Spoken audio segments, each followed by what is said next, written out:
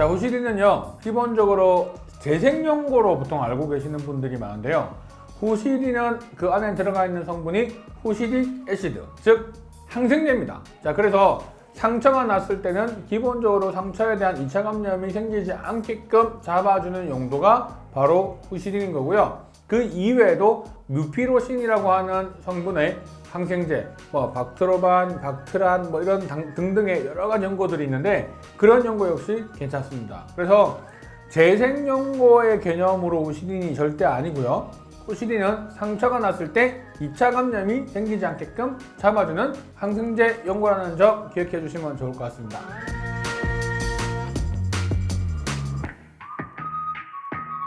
그 연고 안에는 상당히 다양한 성분들이 들어가 있고 그 성분들이 들어가 있는 것 중에 일부가 알레르기 접촉 피부염을 일으킬 수가 있는 겁니다. 그래서 후시딘을 발랐을 때 피부에 오히려 막 진물이 생긴다거나 가려움증이 생긴다면 후시딘에 있는 그 연고 중 성분 어떤 것이 분명히 문제가 된 것이어서 그거는 사용하지 않는 게 좋고요. 그뿐만 아니라 아까 좀 전에 이야기했던 다른 항생제 연고 역시 어떤 사람들한테는 되게 심하게 알레르기 반응이 생기는 경우가 있죠.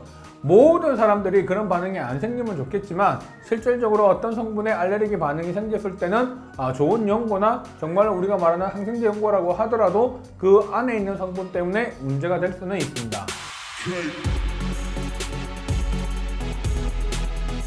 입술에 바세린을 바르는 거는 기본적으로 밀폐력을 좋게 만들어줘서 수분도를 좋게 한 다음에 기본적으로 상처를 재생해주는 원리라고 생각을 하시면 돼요. 바세린이 가지고 있는 특유의 아주 강한 밀폐력 때문인데요.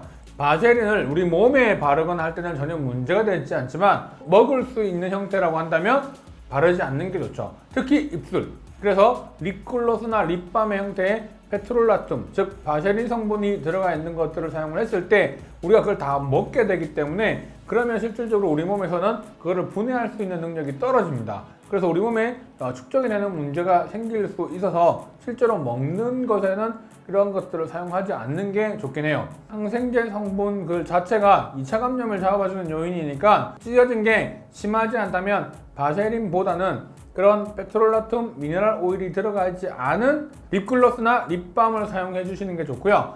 다음 찢어져서 정말 피가 좀 나고 2차 감염의 위험도가 높다면 후시딘이나 박트로반과 같은 이런 항생제 연고를 사용해 주시는 게 훨씬 좋습니다.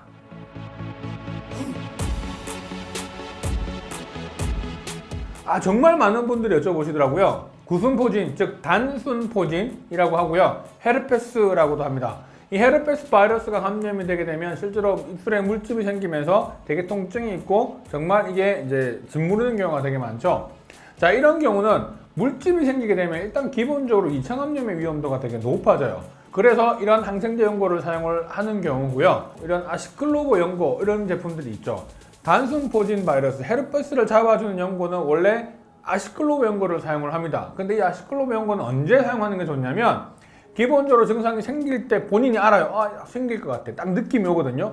그때 그 연고를 사용해 주시면 사실 좋고요. 물집이 생긴 경우는 아시클로브 연고도 효과가 있긴 하지만 이미 물집이 생기셨다면 항바이러스제를 복용하는 게 훨씬 낫고요. 그 다음에 그 부분 자체는 2차 감염의 빈도가 높아지니까 항생제 연고를 쓰는 겁니다. 그래서 구순 포진이 생겼을 때 기본적으로 2차 감염을 예방해주는 목적으로는 항생제 연고가 좋고 그 다음에 증상이 생기기 전 딱 그 느낌이 있을 때는 아시클로브 연고가 훨씬 더 좋은 거죠. 그래서 상황에 맞게끔 사용을 하시면 될 것 같습니다.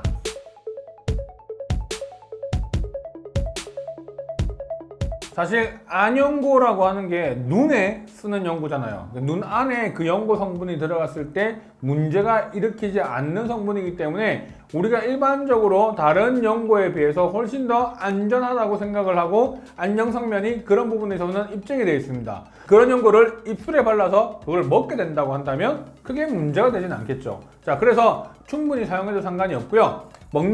먹을 수 있는 입술에도 사용을 하셔도 상관이 없습니다. 그런데 안연고라고 해서 모두 같은 안연고가 아닌 거죠. 그 안연고를 처방해 주셨다면 그 입술에 생긴 그 증상에 맞춰서 그 안연고를 처방해 드렸을 겁니다. 안연고에도요 항생제가 들어가 있기도 하고 스테로이드가 들어가 있기도 하고요 항히스타민제와 같은 여러 가지 다양한 성분들의 조합들이 다양하게 들어가 있거든요. 그래서 실질적으로 그 증상에 맞춰서 안연고가 처방이 나갔다면 그 부위에는 사용하셔도 괜찮습니다. 하지만 우리가 임의로 어떤 증상이 생겼을 때 아무 안연고를 그 부위에 바른다면 사실 그거는 조금 나빠질 수 있는 부분의 문제이기 때문에 그런 부분은 본인이 임의로 선택하지 마시고 반드시 치료가 필요한 경우라고 하면 진단을 받고 처방을 받아서 사용하시는 게 좋습니다.